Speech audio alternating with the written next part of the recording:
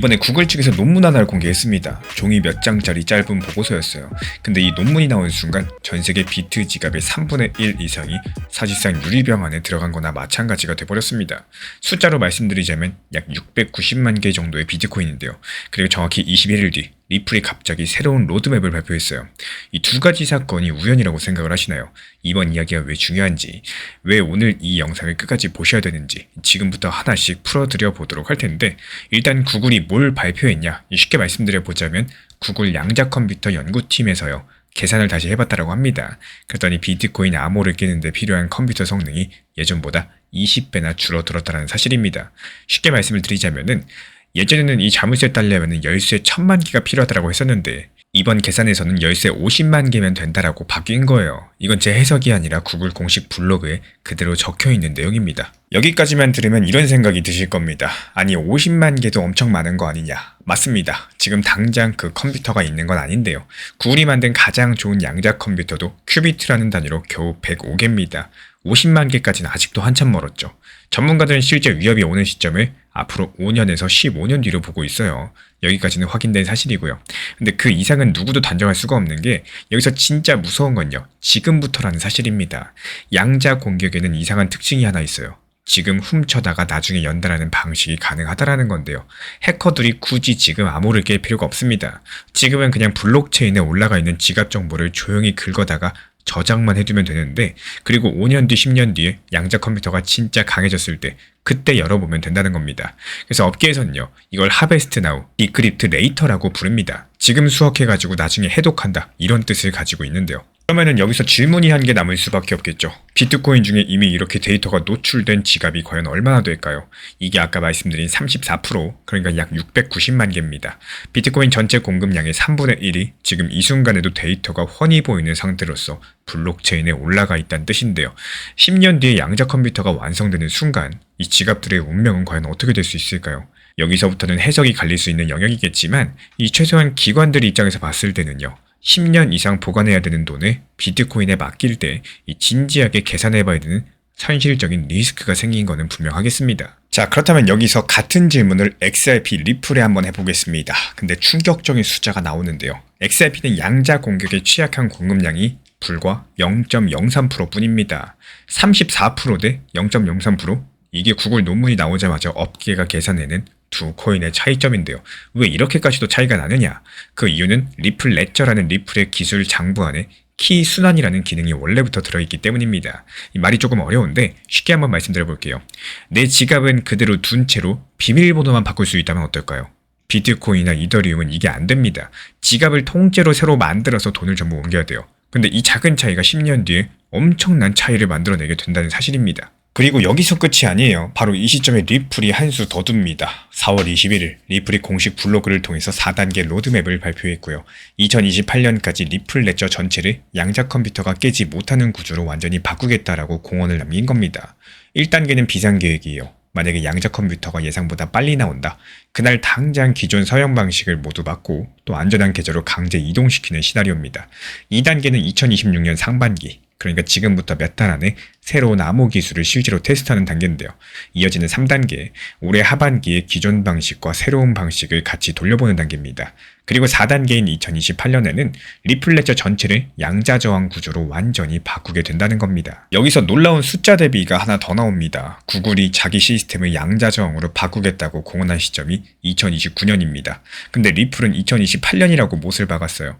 전 세계 최고 기술회사인 구글보다도 1년 빠르게 가겠다고 선언을 남긴 건데, 물론 이건 리플이 공언한 일정이지 완성된 일정은 아닙니다. 하지만 실제로 될지는 지켜보셔야 되겠죠. 다만 이렇게까지 구체적인 4단계 일정을 공개적으로 이렇게 공식적으로 꺼낸 블록체인 프로젝트, 지금 리플 레저가 유일합니다. 한번 비교를 해볼까요? 비트코인에도 양자 대비 제한이 있긴 해요. BIP361이라는 아닙니다. 근데 이 제한은요, 아직까지 드래프트, 그러니까 초안 상태입니다. 그리고 이 제안을 만든 사람 중에 한 명이 이선 하일만이라는 분이 직접 한 말이 있는데요. 비트코인 커뮤니티가 합의에 도달한 시점부터 완전히 마이그레이션을 끝내는데 7년이 걸릴 것이다. 한번 계산을 해볼까요? 합의가 오늘 당장 이루어진다라고 할지라도 완성까지 2033년입니다. 근데 그 합의가 언제 이루어질지는 아직까지 아무도 모릅니다. 여기까지 들으셨으면 슬슬 이상한 점을 하나 눈치채셨을 겁니다. 이렇게 엄청난 뉴스가 터졌는데 왜 XRP 가격은 거의 움직이지 못하고 있을까요? 리플 로드맵 발표 당일 XRP는 1달러 43센트 근처에서 1%도 안 되는 상승으로 끝났습니다. 보통 이렇게 큰 뉴스 나오면요, 최소 10% 그리고 20%씩 또 튀는 게 정상인데 왜 시장은 이 뉴스를 무시하고 있는 건지, 이 질문에 대한 답이 오늘 이번 영상의 진짜 핵심입니다. 여기서부터 잘 들어주세요. 이 로드맵은요, 개미 투자자한테 던진 메시지가 아니라는 겁니다. 2028년이라는 시점은 단기 트레이더한테는 너무나도 먼 미래예요. 지금 당장 다음 주에 오를지 말지가 중요한데 2028년 얘기가 과연 의미가 있을까요? 의미가 없겠죠. 그래서 가격에 즉각적인 반영이 안 된 겁니다. 그런데 이 뉴스를 누가 보고 있느냐? 그게 중요하겠죠. 바로 은행들, 연기금들, 자산운용사들입니다. 이분들은 지금 중요한 결정을 해야 되는 시점에 와 있어요. 채권, 펀드 같은 금융상품을 블록체인 위에 올리는 토큰화라는 작업을 시작하고 있기 때문입니다. 근데 이 토큰화들은 한번 올리면요, 10년, 20년 묶여 있습니다. 지금 이 채권을 어떤 블록체인에 올릴 것인가를 결정을 할 때 양자 저항의 일정이 명확한 체인, 그리고 아직까지 드래프트 상태인 체인, 과연 누구를 고를까요? 그리고 이런 지점들이 리플 홀더들이 아직 제대로 이어붙이지 못한 연결고리예요. 그동안 XRP 상승 이후로 ETF, 클래리티 법안, RLUSD 이런 이야기들 많이 해왔었죠. 전부 맞는 얘기입니다. 근데 이번 양자 로드맵은 그것들과는 결이 조금 달라요.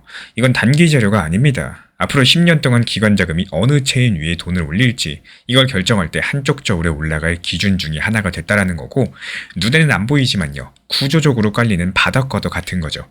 이 바닥이 단단하면 단단할수록 그 위에 올라오는 돈의 크기가 커지게 될 겁니다.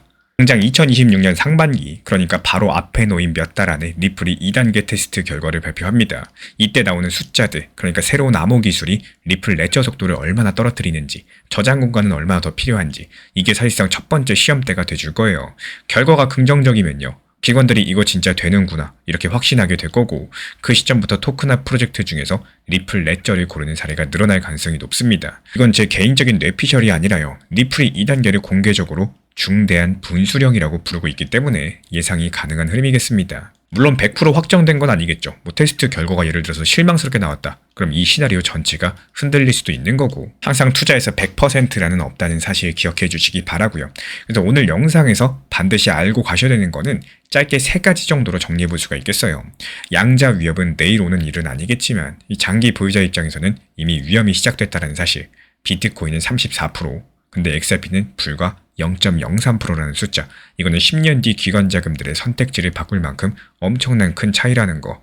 리플이 2028년의 목표로 못을 박은 건요, 개미 투자자를 향한 게 아니라 오히려 기관을 향한 메시지고요.